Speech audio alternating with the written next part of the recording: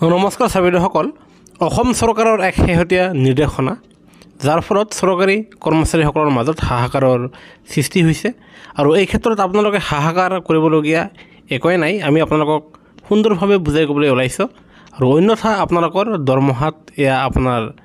এক বিৰূপ প্ৰতিক্ৰিয়া ধাৰণ কৰিব পাৰে অন্যথা আপোনালোকে সময়মতে আপোনালোকৰ দৰমহা নাপাব পাৰে নাইবা আপোনালোকৰ দৰমহা হল্ড হ'ব পাৰে আৰু এই ক্ষেত্ৰত আপোনালোকে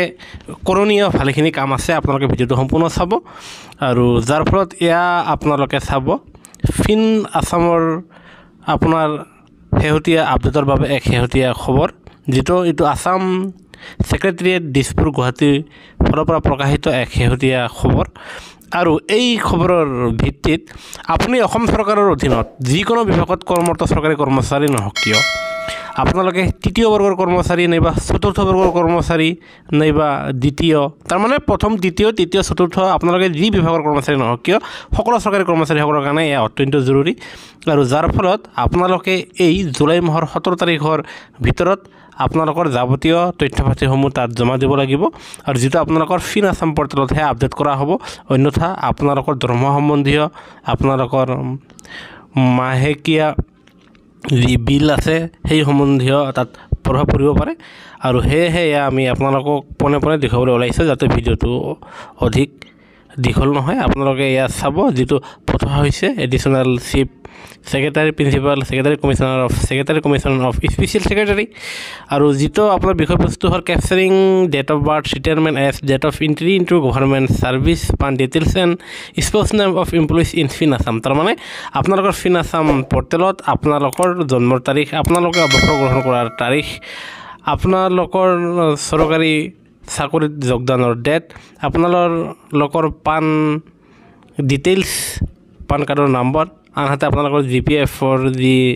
হেয়া নাম্বাৰ এনপিএছৰ নাম্বাৰ আপোনালোকৰ নমিনি হিচাপে কোনে থাকিব তাৰ সম্পূৰ্ণ ডিটেইলছ আপোনালোকৰ ঘৈণীয়েকৰ নাম হেয়া সম্পূৰ্ণ তথ্য আপডেট দিব লাগিব আৰু আমি আপোনালোকক সম্পূৰ্ণ ফৰমেটটো দেখুৱাম আপোনালোকে ভিডিঅ'টো সম্পূৰ্ণ চাবিসকলে চাব প্ৰথমতে আপোনালোকে দিবলগীয়া বিষয়বস্তু কেইটা ইয়া 1 2 3 4 5 নম্বৰ লিখা আছে date of birth retirement of age data of entry into government servant PAN details spouse name এয়া আপোনালোকে দিব লাগিব আপোনালোকৰ বিভাগীয়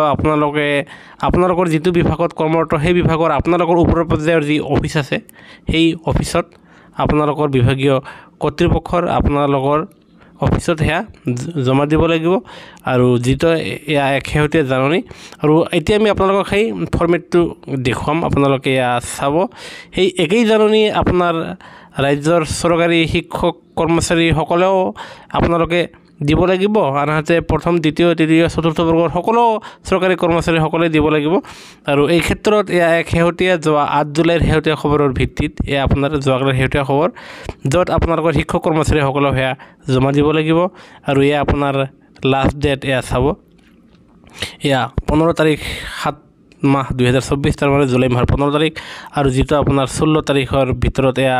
আপোনাৰ জমা দিবলৈ কোৱা হৈছে এয়া হল উইদাউট ফেইল এয়া আপোনাৰ একেবাৰে শেহতীয়া খবৰ তাৰ মানে সকলো চৰকাৰী কৰ্মচাৰী সকলে এয়া দিব লাগিব আপোনালোকে এয়া চাব ফৰমেটটো আমি আপোনালোকক দেখাবলৈ ওলাইছো এয়া চাব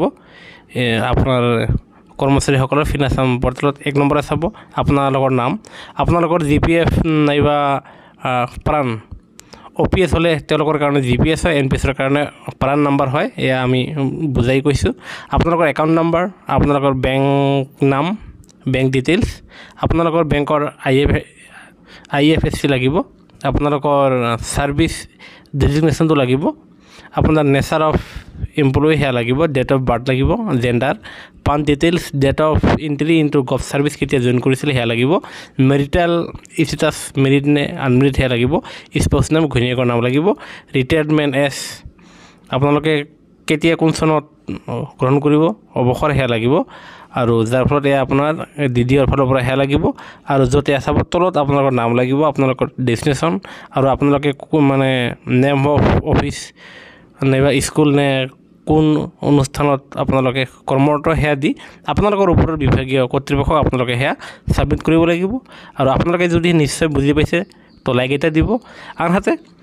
চৰকাৰী কৰ্মচাৰী আৰু পেঞ্চনাৰৰ প্ৰতিটো শেহতীয়া খবৰ তথ্য সহকাৰে পাবলৈ কৰ্মচাৰী আৰু পেঞ্চনাৰসকলৰ প্ৰতিষ্ঠিত এই চেনেলটো ছাবস্ক্ৰাইব কৰি ন'টিফিকেশ্যন বেলটো অল কৰিবলৈ নাপাহৰিব। ভিডিঅ'টো যিমান পাৰে আপোনালোকৰ আন বন্ধুবৰ্গক শ্বেয়াৰ কৰি উপকৃত কৰিবলৈ নাপাহৰিব, কিয়নো এয়া আপোনালোকে জমা দিব লাগিব আপোনালোকৰ যাৱতীয় তথ্য পাতিসমূহ, আৰু যিটো আপোনালোকৰ ফিন আছাম পৰ্টেলতহে আপলোড কৰা হ'ব।